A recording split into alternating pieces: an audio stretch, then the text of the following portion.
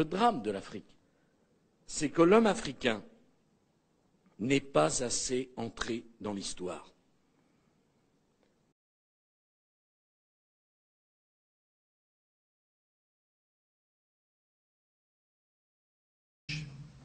Comment, dans un pays qui regorge de matières premières, et un continent en général, il est possible que les gens restent dans la pauvreté? Alors le fameux Henri Guénaud, qui écrivait les discours de Sarko, dans son célèbre discours de Dakar, où il a fait la leçon au début de son mandat aux Africains, Sarkozy-Guénaud reprochait aux Noirs africains de ne pas être entrés dans l'histoire. Je ne sais pas s'ils sont totalement ignorants ou totalement malhonnêtes, ou les deux, mais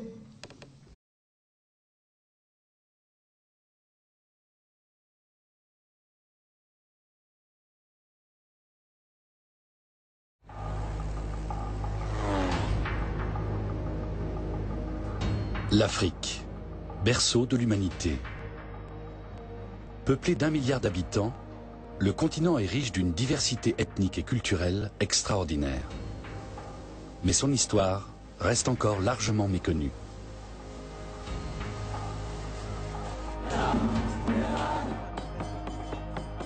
Cette lacune commence peu à peu à se combler, car au cours des dernières décennies, historiens et archéologues ont fait de prodigieuses découvertes. À défaut de documents écrits, l'histoire de l'Afrique s'est transmise à travers les bijoux et les sculptures, la culture, les traditions et les légendes.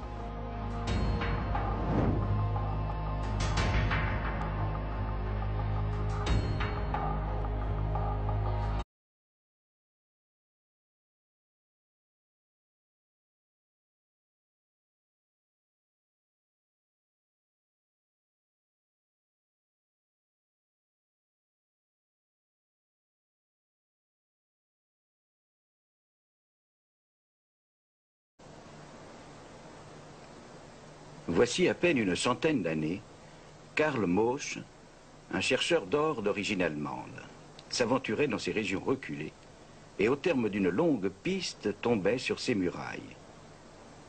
C'était le premier homme blanc à les contempler. Ce qu'il avait découvert, mais il l'ignorait, c'étaient les plus grandes constructions humaines de toute la vieille Afrique, au sud de la vallée du Nil.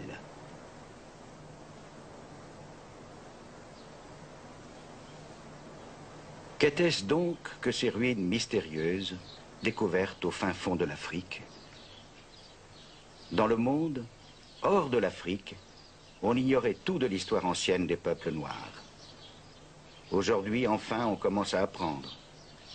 On sait que ces impressionnantes murailles s'élevaient au centre d'un puissant royaume noir.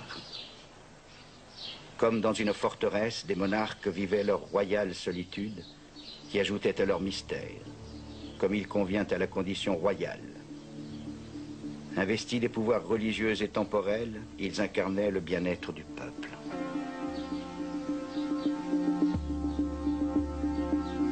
Une cité de pierre au cœur de l'Afrique. Pourtant, les Blancs qui les premiers la découvrirent étaient si aveuglés par leurs préjugés qu'ils ne pouvaient en accepter l'évidence. Plutôt que d'admettre la possibilité de l'existence d'une histoire véritablement et exclusivement africaine, ils trouvèrent des explications fantaisistes. Par exemple, ils parlèrent de rites en l'honneur de lointains monarques comme le roi Salomon et la reine de Saba. Le philosophe allemand Friedrich Hegel avait donné le ton. Bien que n'étant jamais allé en Afrique et ignorant tout de ses habitants, voici ce qu'il en disait publiquement en 1831. L'Afrique est le pays où les hommes sont des enfants. Une terre à l'écart de la lumière de sa propre conscience historique et baignée par les couleurs sombres de la nuit. À ce point, oublions l'Afrique et n'en parlons plus. Car l'Afrique n'appartient pas à l'histoire du monde.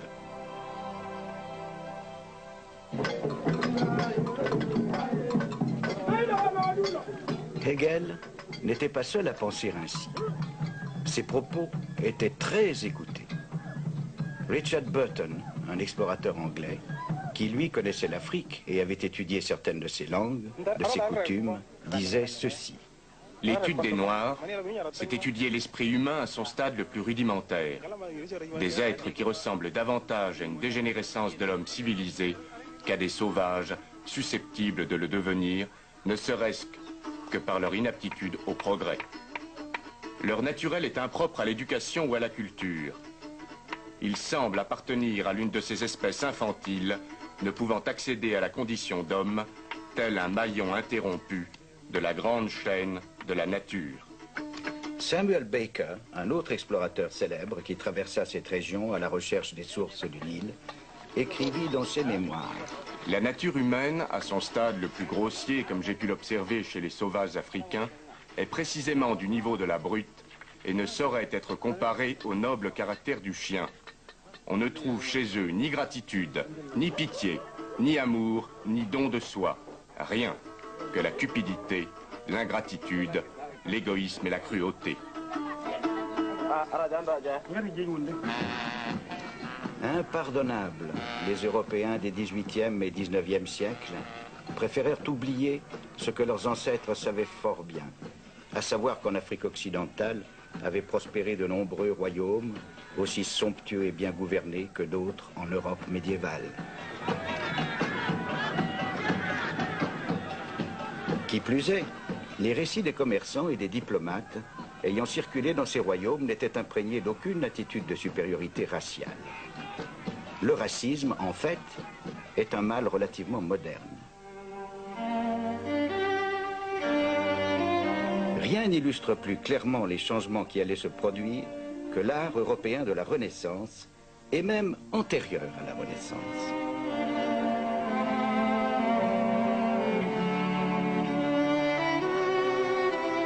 Dans ces tableaux, blancs et noirs figurent avec une égale dignité. On n'y trouve aucune allusion à ce que plus tard, le monde devait appeler la nature humaine à son stade le plus grossier. Et cette reconnaissance d'égalité entre blancs et noirs prédominait aussi au Moyen-Âge. Saint Maurice, qui était noir, comptait parmi les saints vénérés en Europe centrale. Nous le verrons, il est l'un des héros de cette histoire. Qu'y a-t-il donc à l'origine de ce changement radical d'attitude chez les Blancs? L'histoire nous donne la principale réponse: le commerce des esclaves vers le Nouveau Monde. Accrochés dans leurs forteresses de la côte occidentale de l'Afrique, les nations européennes se concurrençaient dans la déportation de millions d'hommes et de femmes noires. Les canons de ces Blancs n'étaient pas pointés vers l'Afrique, souvent considérée comme source de danger, mais vers l'océan, prêts à affronter les navires rivaux pouvant soudainement apparaître à l'horizon. Bien sûr, les Africains n'ont pas été les seules victimes du racisme et des préjugés de couleur. Mais s'ils ont davantage souffert que les autres peuples du monde, la raison en est d'abord là. Pendant plus de 300 ans, cette superbe côte a été le théâtre de la cruauté organisée et systématique.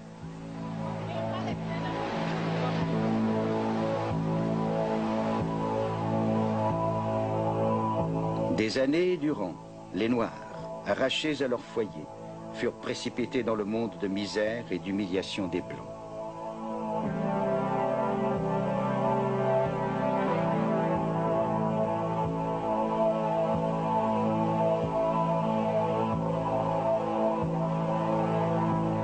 On les considérait comme moins qu'humains, comme des objets à acheter ou à vendre, comme du bétail contre lequel tout acte de violence et d'avilissement était justifié. Partout où le trafic des esclaves a sévi, la stabilité et les structures de la vie africaine furent anéanties. Et avec elles, le respect mutuel ayant préalablement existé entre blancs et noirs.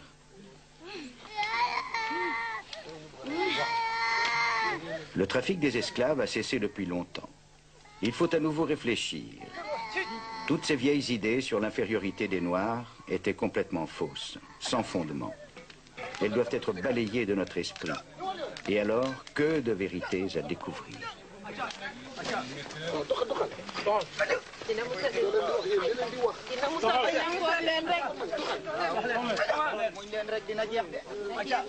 Grâce au progrès de la science, on tient pour sûr aujourd'hui que les Noirs ont leur propre histoire, aussi riche et étrange, longue et surprenante parfois, que l'histoire de n'importe quelle autre branche importante de l'espèce humaine.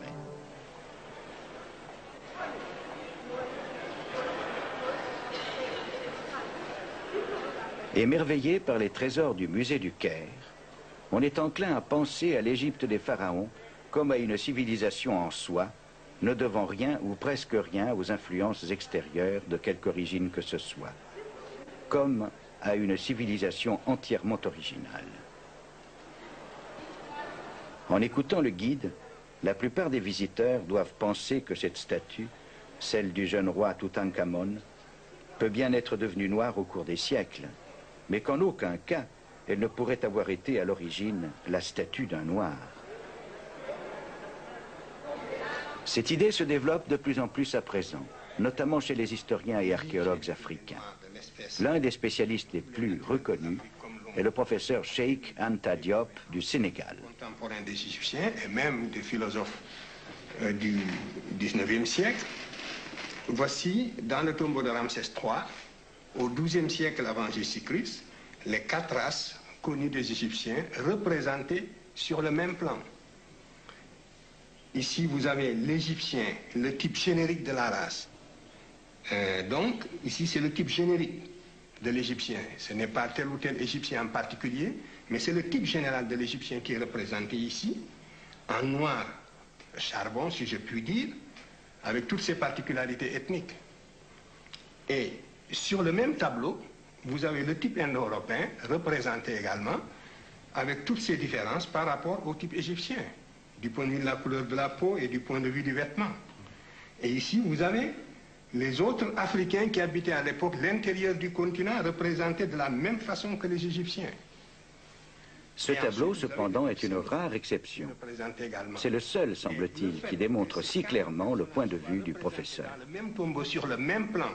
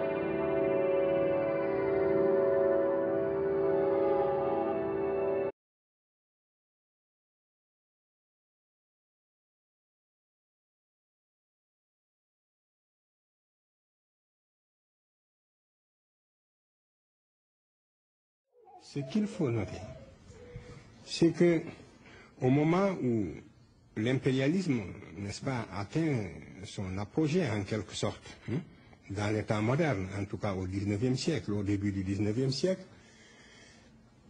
l'Occident découvre que c'est l'Égypte et une Égypte noire qui a apporté tous les éléments de la civilisation à l'Europe. Et cette vérité, il n'était pas possible de l'exprimer. Voilà la vérité, voilà la réalité.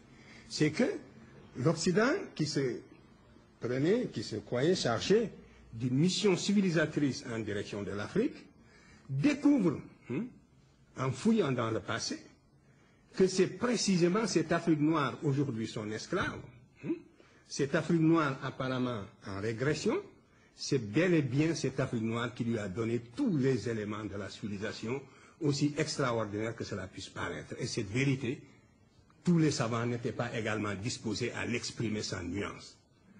Donc, la communauté des savants s'est scindée en deux groupes. Les savants de bonne foi qui ont eu le courage de regarder la vérité en face et de dire aussi extraordinaire que cela puisse paraître. Pourtant, c'est cela. Et Volney faisait partie de ces savants. Il était contemporain de Napoléon Volney. C'est un savant du XVIIIe siècle, XIXe siècle, qui a voyagé beaucoup et qui est contemporain de Napoléon.